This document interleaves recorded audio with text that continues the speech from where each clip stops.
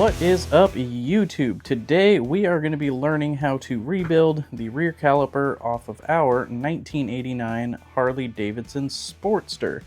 Now this will be the same for other models as well, and we'll list those down here somewhere for you guys. But today we're going to go ahead and work with what we have.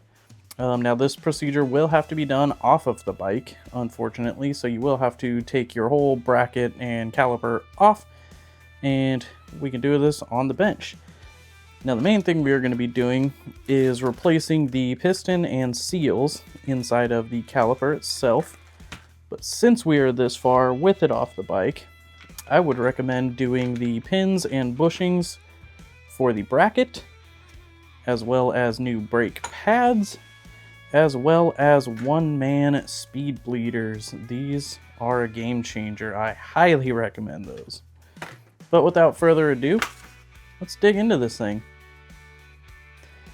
And now, first things first, let's go ahead and get this stuff out of the way. Let's go ahead and remove the caliper from the bracket, get those separated so we can see what we're looking at. And mine is held in with these Torx screws. Some models have just a 12-point socket head. Either way, it'll be these two screws that hold the caliper to the bracket.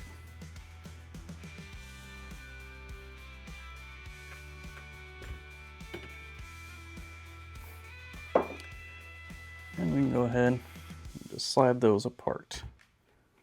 Get that out of there. Now we will just have our brake pads in the bracket. Slide those on out.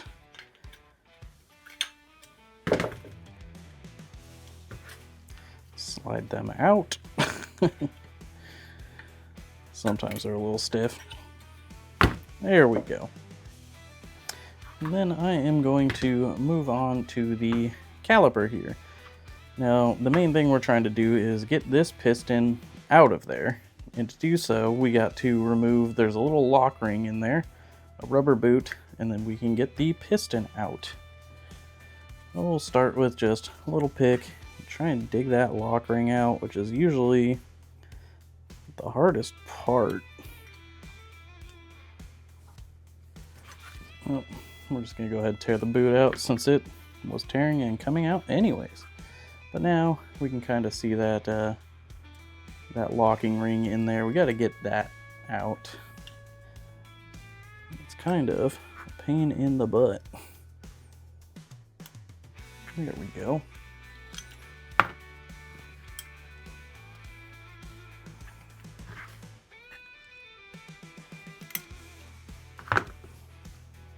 Lock ring.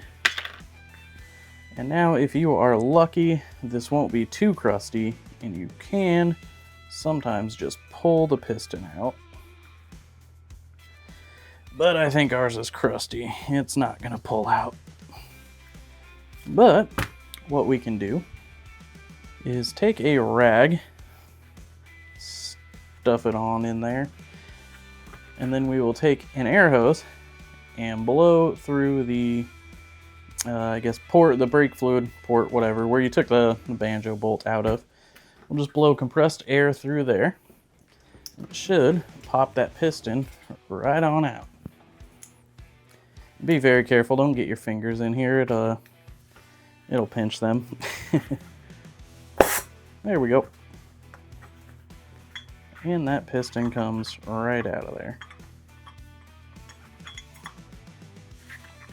Comes right out of there. Oh my goodness. There we go.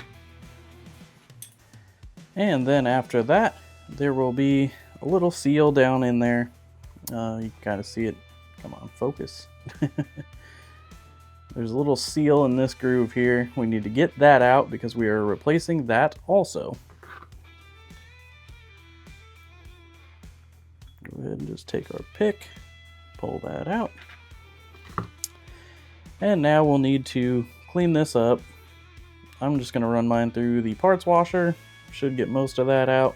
You might need to wire brush the inside of that a little bit. Be very careful. You don't want to score the inside or nick anything, because we need everything to seal really well, and nicks and gouges and scratches are not conducive to that. So we're going to go ahead and go clean this up, and then we'll be right back. Oh, and one thing I did forget, we're going to go ahead and pull this bleeder out of there. Come on, focus. I'm having a heck of a time with the camera today. We're going to pull this bleeder out of there because we are replacing that with a one-man speed bleeder.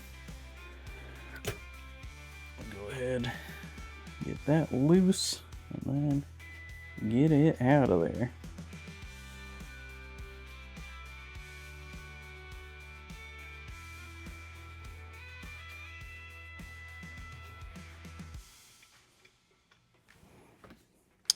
Now we can go clean it up. And now with our caliper nice and clean and dry, dry is very important. If you cleaned it out in a parts washer like I did, make sure there's no residue inside there, so we don't want anything contaminating the inside of our caliper. But we can go ahead and start rebuilding it. We will start with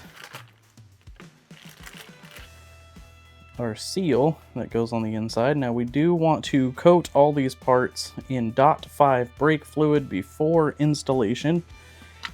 We don't want them in there dry. I just got a bottle of .5 here.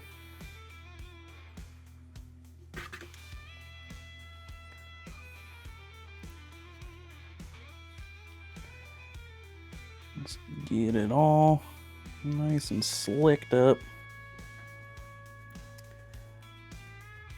This guy down in the groove it came from, or rather the groove the old one came from.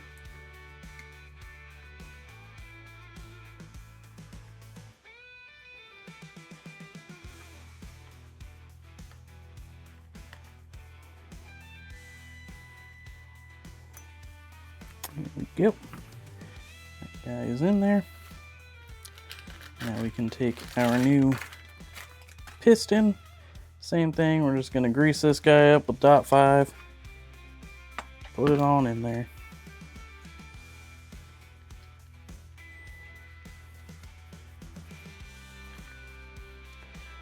Sometimes it helps a little to coat the inside too.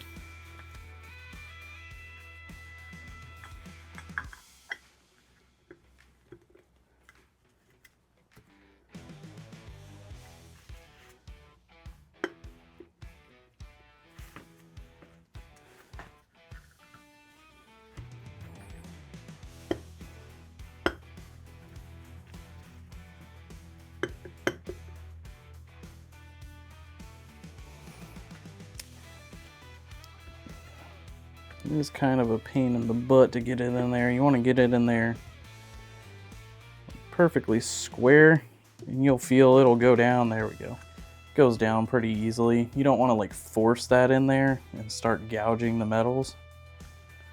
That would be bad. Just get it all the way down there. We can go ahead and take our dust seal. Get that in where it belongs.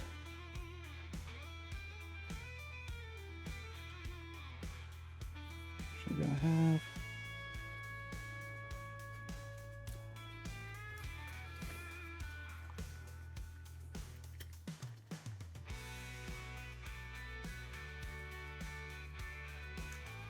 Okay, I got it backwards.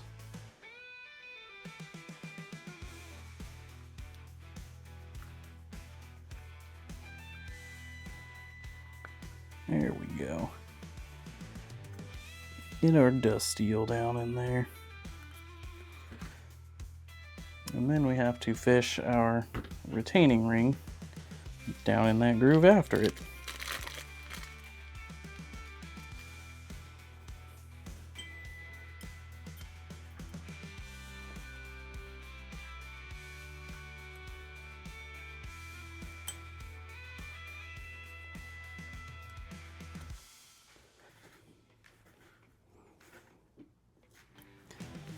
There we go.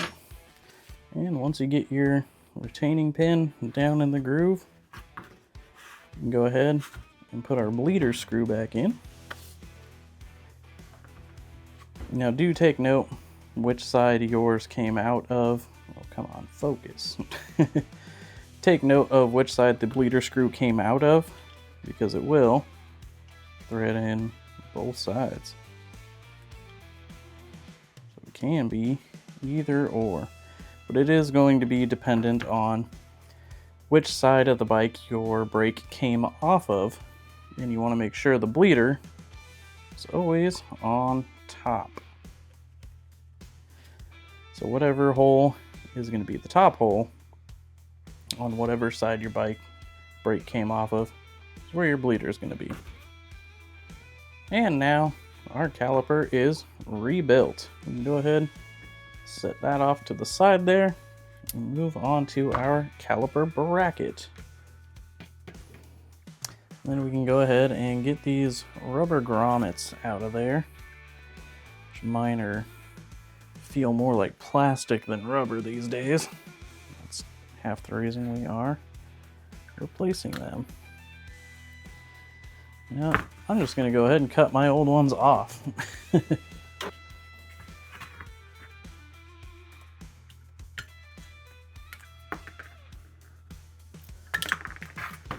didn't even slice through it, they literally just broke off.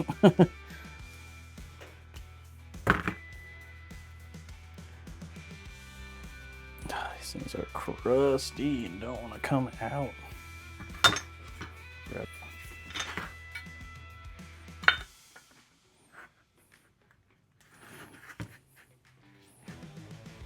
we go.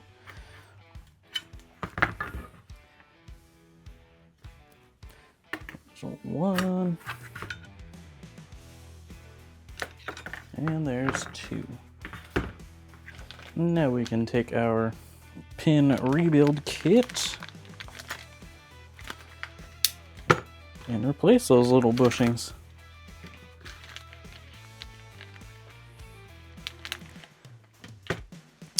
Now it may help to grease these up a little bit, either with some .5 or just some like silicone grease. Sometimes you get lucky. Yeah, I don't think these ones really want to slip through. I'm gonna go ahead and grease them up a little .5.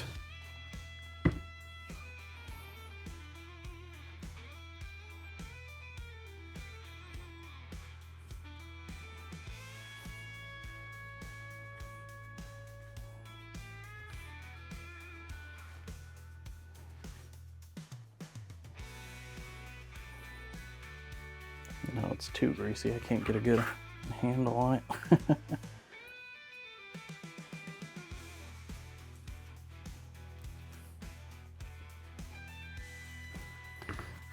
Got an idea.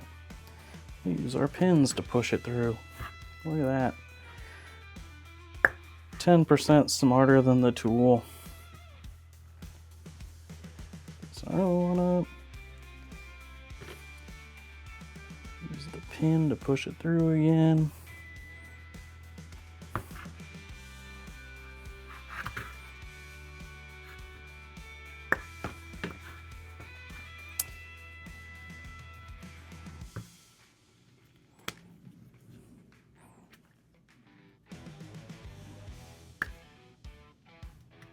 There we go.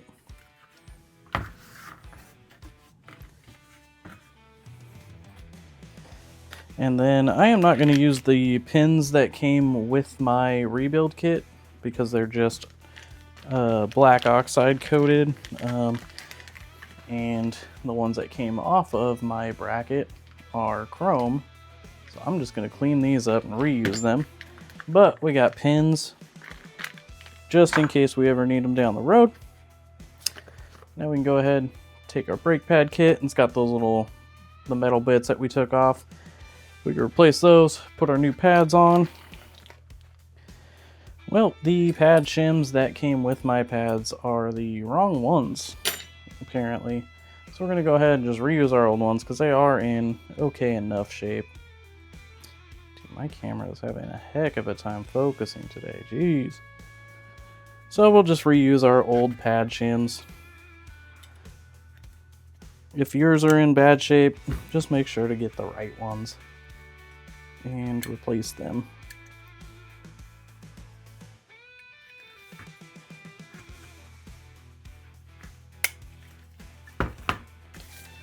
Go ahead and get those installed.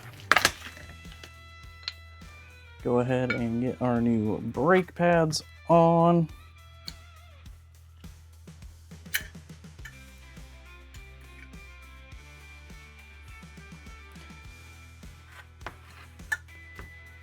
Those are gonna fall out on me, I know it. Then we can go ahead and get our caliper back on.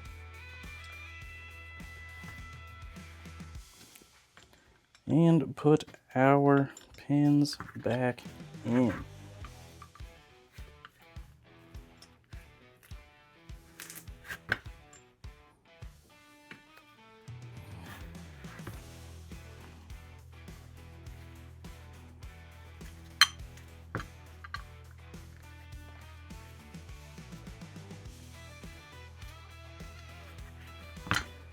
And just like that, your caliper is now rebuilt. All you gotta do is put that back on the bike, hook your brake line back up, bleed it out, and you're good to go.